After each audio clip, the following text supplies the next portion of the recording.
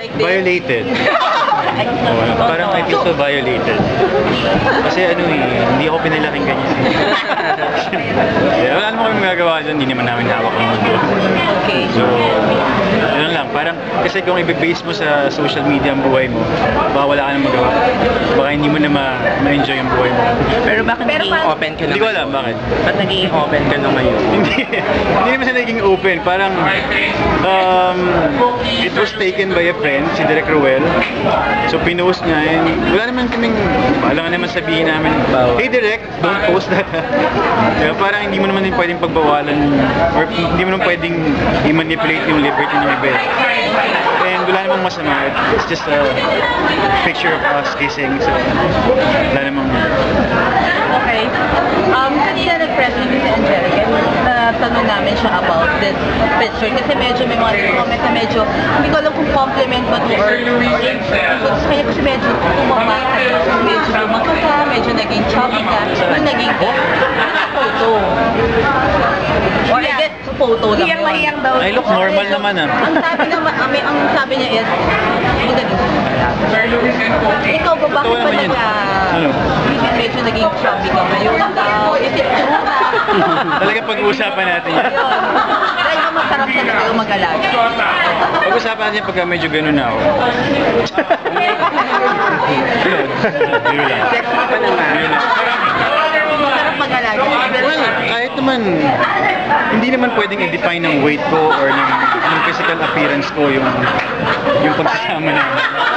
I mean, so kung pumayat ako, ibig sabihin nun hindi siya masarap mag-alaga. I mean, di ba? Parang, hindi rin basta yan para sa akin. Hindi ko rin alam. Paano ba ipinapaliwanag pagka medyo... So pagka pumayat ka, hindi ka happy? Hindi ka stress? Hindi siya dapat, parang hindi siya dapat nire-relate sa status mo, sa, di ba, kung masaya ka or hindi. And lalo na ako, sa personality ko parang wala naman akong, siguro dahil wala akong ginagawa masyado ngayon. But, alam mo sa totoo lang,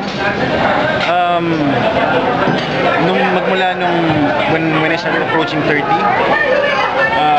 last year, like late last year, nagsimula ako talaga to engage myself into sports. Nagsimula ako, tinatry kong tumakbo, nagba-badminton ako ulit, na-injure na nga ako. Tapos, nagbabike ako para magawa ko yung gusto kong gawin, which is kumain. And sinabi rin pinupuri ka rin ni Angelica kasi very masarap ka rin daw mag-alaga. Parang kahit daw hindi pa tapos makiking, nandyan ka na, talaga personal mo daw siya kinaasikaso. Sobrang naaano siya doon sa gestures na ginagawa mo. Well, gano'n lang naman yung tama, di ba? Parang, hindi ba't gano'n naman lahat? Hindi ba gano'n lahat? Ginagawa ko lang kung ano yung dapat ginagawa ng... Hindi kasi siya, hindi siya trabaho, hindi siya obligasyon Parang yun yung natural sa akin So, I guess gano'n lang talaga ako pakita ng better lady. Big word. Big word? Tapos, big word. Sabi ko sa Buti na lang, big word sinabi. Parang yung pakasalan. Ano ba yan? Dahan-dahan lang, guys. Pagpapakasalit, napapag-usapan niya na. Dahan-dahan lang. Sabi niya agad, parang bukas yata yung sagot niya. Parang gano'n. Kung free kayo. Pag may time. Pag may time. Kasal pag may time. So, how do you look at marriage ngayon? At 30? Grabe naman, that's a very personal question. How do you look at marriage na?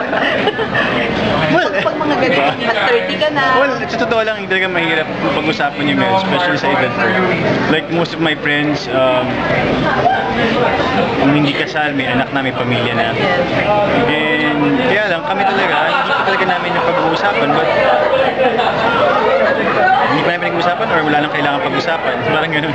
Pero naiisip nasa ano ba man lang sa mind mo na Grabe, tinatry mo.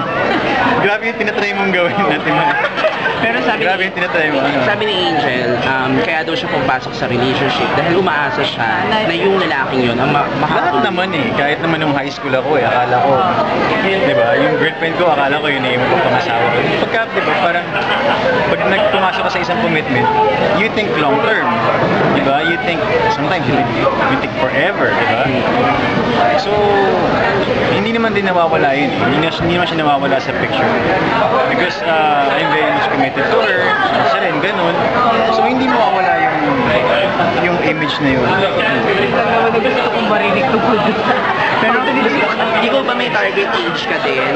Ng target age mo na pagpapakasal? Kasi si Angel 28 daw. At the age of 28 gusto niya na. Tanong ko muna sa kanya kung talagang sinabi niya. In 2 years. May 2 years pa daw siya. Grabe May naman. 2 years pa daw siya. Init ba? Ikaw ba meron yung target age? Wala. Pwede siyang mangyari next week, pwede siyang mangyari. Ay, hindi pala kasi kailangan ko palang kumusta ng wedding planner. Parang matagal daw yun eh. Kailangan magpa-reserve sa church. Wala akong target date or target age for that matter. Wala talaga. Siguro, mangyayari na. Kasi nagtatanong din ako eh. I remember si Anton Del Rosario, engaged na sila, diba? And one time nakita ko siya, nakausap ko siya. Tinanong ko siya kung, how do you know? When do you know? Sabi niya, you just know. So, I guess, yun na lang yung, when it happens, it happens. Pero do you see her as your lifetime partner? Talagang nag-i-enjoy. Yes! Gulat ka. Do you see Angel? You should take pictures. Not anymore. Minsan ako magtanong, sagutin mo yun. Ano yun, sorry? Do you see her as your lifetime partner? Or ideal wife? Parang gano'n. Ito pinasok ko. Napaka-personal na space itong pinasok ko. Ganun din, di ba? Parang, sabi ko nga, ganun din sasabihin ko. Because, I'm in a commitment. So, it's hard not to see your partner. With your long-term plans in life. So, di ba? Parang hindi na yun, kasama na yun doon. Okay. Recently.